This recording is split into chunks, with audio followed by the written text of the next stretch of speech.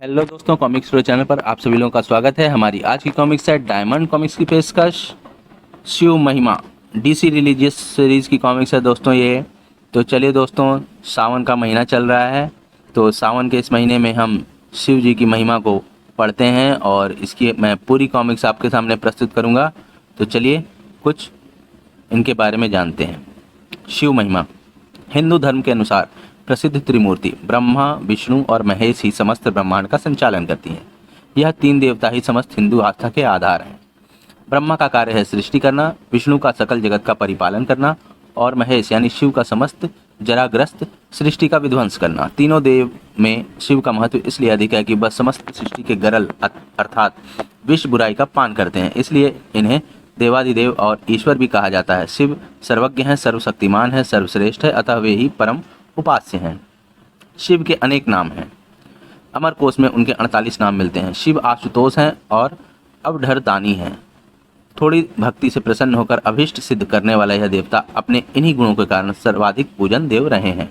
वैभवपूर्ण मंदिरों से लेकर किसी वट वृक्ष के नीचे सर्वत्र इनके भी मंदिर दृष्टिगोचर होते हैं।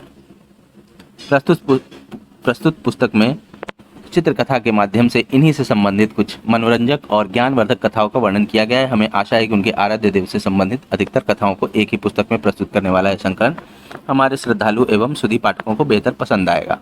तो चलिए दोस्तों, ये पहला पार्ट है शिव महिमा का, जिसका नाम है अंधक असुर का हनन। तो चलिए जानते हैं इसके बारे में। प्राचीन काल से ही काशी शिव क्रीड़ा का केंद्र रही है। एक बार भगवान शंकर पार्वती सहित काशी पधारे। वे कुछ दिन काशी में रुके, तत्पश्चात मंदराचल पर्वत पर चले गए। मंदराचल पर्वत पर शीतल मंद समीर बह रही थी। शिव बड़ी तन्मयता से प्रकृति की छटा देखने लगे। तभी एकाएक पीछे से आकर पार्वती ने परिहास पूर्वक उनके दोनों नेत्र बंद कर लिए। पार्वती के हाथों के पसीने से और शिव के चेहरे के तेज से शिव के आंखों के कोर से पानी टपक गया और उससे एक करालमुख भयंकर क्रोधी अंधा और कृष्ण कर्ण वर्ण का बालक पैदा हो गया। उस महाभयंकर बालक के संपूर्ण शरीर पर मोटे मोटे बाल थे। वह पैदा ही होते ही रोने और नाचने लगा और बार बार अपनी जीभ निकालकर डरावनी चेष्टाएं करने लगा। पार्वती भयभीत हो गईं। उन्होंने शिव से उस विकराल बालक के विषय में पूछा तो शिव ने बताया कि वह उन्हीं का पुत्र है, जो आंखों में पानी बहकर गिरने के कारण उत्पन्न हो गया है। पार्वती ने उसके पालन पोषण का दायित्व अपनी सखी को सौंप दिया और वह बालक उनकी सखी द्वारा पोषित होने लगा। पार्वती जी ने उसका नाम अंधक रखा। ये देखिए दोस्तों, उसी बीच हिरण्यकशिपु का भाई हिरण्याक्ष शिव की तपस्या में तल्लीन था। उसकी तपस्या से प्रसन्न होकर शिव प्रकट हुए और उन्होंने उससे वरदान मांगने को कहा। उठो पुत्र, मैं तुम्हारे तप से बहुत प्रसन्न हूँ, बोलो क्या वर मांगते हो। भगवान, मुझे एक पुत्र की कामना है। मेरे भाई के तो चार पुत्र हैं, किंतु मेरी पत्नी की गोद खाली है। कृपया मुझे पुत्र प्राप्ति का वरदान दे। तुम्हारे भाग्य में पुत्र प्राप्ति का योग नहीं है दैत्यराज, लेकिन मैं तुम्हें अपना पुत्र दे सकता हूँ। वह अंधा है परंतु बहुत बलशाली है। भविष्य में वह महाबलवान पुरुष बनेगा। हिरण्याक्ष प्रसन्न वदन अपने राज्य में वापस लौटा और अंधक को अपने साथ ले आया।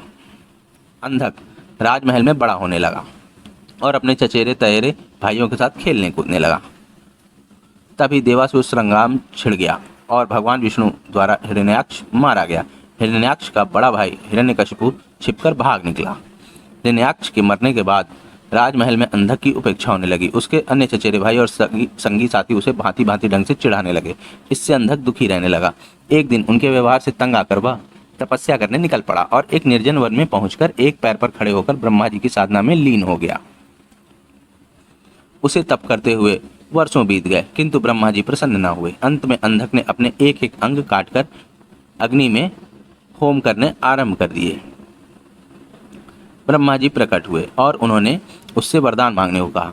तुमने बहुत कठोर तप किया है अंधक, तुम्हारी साधना पूरी हुई, मांगो तुम्हें क्या चाहिए। अंधक ब्रह्मा जी के चरणों में गिर गया। पितामह, मुझे ऐसा वरदान दीजिए कि मेरा अपमान करने वाले मेरे सभी भाई मेरी दास्ता करें, मेरे दिव्य नेत्र हो जाएं, मेरी किसी के द्वारा भी मृत्यु ना हो, मैं हरि तथा हर से भी अवध्य रहूं। और सब तो ठीक है वत्स, तुम्हारे नेत्र दिव्य हो जाएंगे, तुम्हारे सारे भाई भी तुम्हारी दास्ता स्वीकार कर लेंगे, किंतु तुम मनुष्य हो और काल चक्र का नियम है कि कोई भी मनुष्य मृत्यु से अछूता नहीं रह सकता। तो फिर ऐसा वरदान ही दीजिए कि मेरे शरीर से निकले रक्त की एक एक बूंद से मेरे जैसे पराक्रमी वीर उत्पन्न हो जाएं। ठीक है, मैं तुम्हें यह वरदान देता हूँ, साथ ही यह भी कि तुम्हारी मृत्यु विष्णु तथा शिव के द्वारा नहीं होगी। अंधक को वरदान देकर ब्रह्मा जी अपने लोक लौट गए और अंधक वरदान पाकर एकदम सुपुष्ट एवं नेत्रवान पुरुष बन गया। वह वापस दैत्यपुरी में लौट आया। अंधक ने शीघ्र ही अपने बलबूते पर दैत्यों का सम्राट पद हथिया लिया और नाग, राक्षस, गंधर्व, यक्ष तथा देवों पर विजय प्राप्त कर ली। बल से गर्वित वरदान प्राप्त करके वह बेहद कामुक हो गया और जहाँ कहीं भी उसे कोई सुंदर रमणी दिखाई देती वह उसे छीन लाता और अपने राजमहल में ले आता। उसके अत्याचारों से नाग, यक्ष तथा देव, गंधर्व आदि सभी दुखी रहने लगे। वह सब इकट्ठे होकर पितामह ब्रह्मा की शरण में पहुंचे, किंतु ब्रह्मा जी उन्हें कोई आश्वासन नहीं दे सके, क्योंकि अंधकासुर उन्हीं के वरदान स्वरूप तो यह उत्पात मचाए हुए था।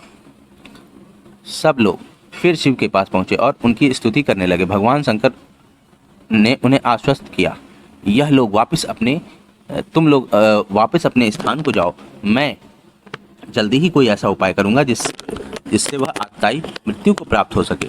देवता आश्वस्त होकर अपने अपने स्थानों को लौट गए। शिव पार्वती मंदराचल पर्वत पर ठहरे हुए थे। तभी एक बार अंधक अपनी सेना के साथ मंदराचल पर्वत पर पहुंचा।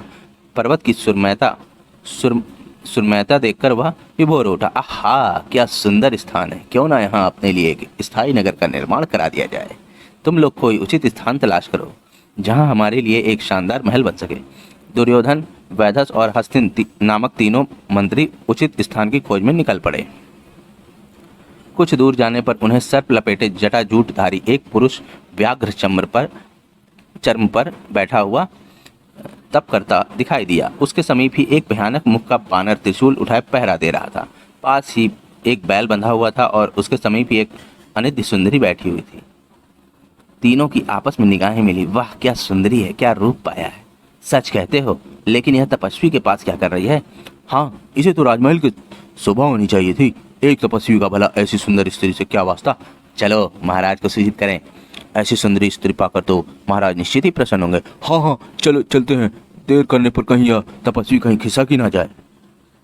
तीनों वापस लौटे और अंधक को सारा वृतांत कह सुनाया। मूर्खों, ऐसी सुंदर स्त्री को देखकर भी तुम वापस क्यों लौट आए? तुम्हें उसे अपने साथ ही लेकर लौटना था। महाराज, हम चाहते थे कि आप स्वयं ही चलकर एक बार उस सुंदरी को देख लेते।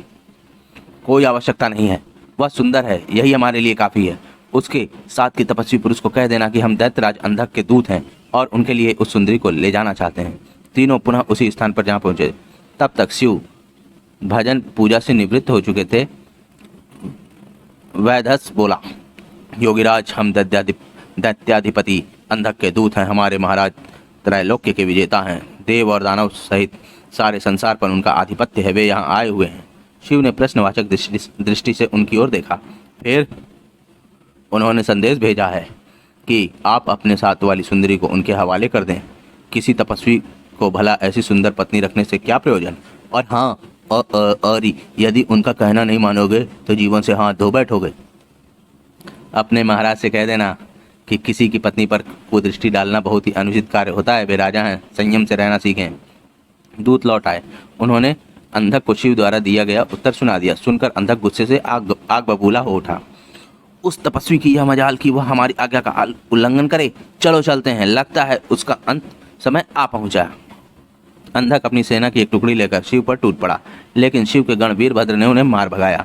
अंधक के सेनापति नील ने मायावी हाथी का वेश धारण किया और वह शिव गणों की ओर लपका। वीरभद्र ने तुरंत सिंह का वेश धारण कर लिया और उसने नील का वध कर डाला। उसका चर्म उतारकर वीरभद्र ने भगवान शिव को अर्पण कर दिया। तब से भगवान शिव का एक नाम कृत्तिवास हो गया।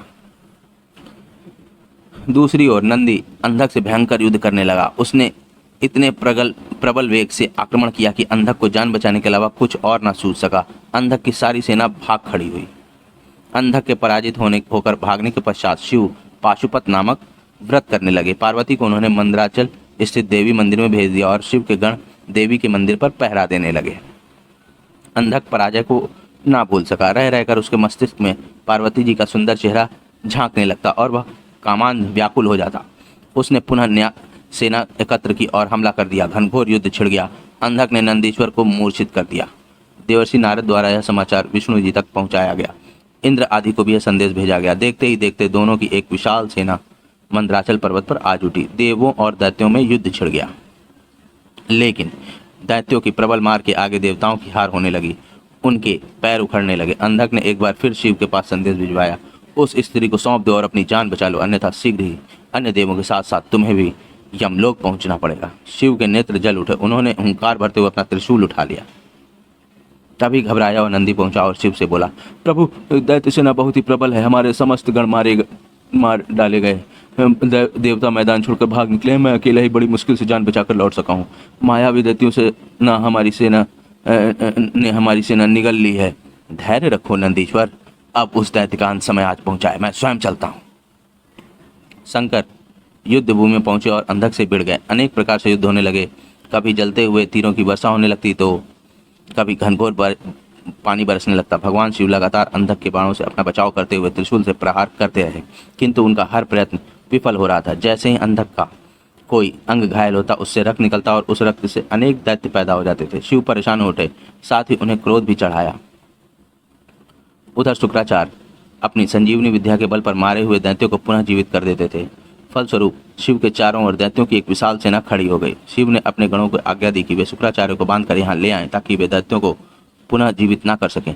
गण शुक्राचार्य को बांधकर ले आए और उन्हें शिव के सम्मुख ला खड़ा किया। भगवान शंकर ने विराट रूप धारण कर लिया। उनका मुंह खुला और देखते ही देखते उन्होंने शुक्राचार्य को निगल लिया। शिव के गणों का उत्साह दुगना हो गया। उन्होंने दुगने जोश से दैत्यों का संहार करना आरंभ कर दिया।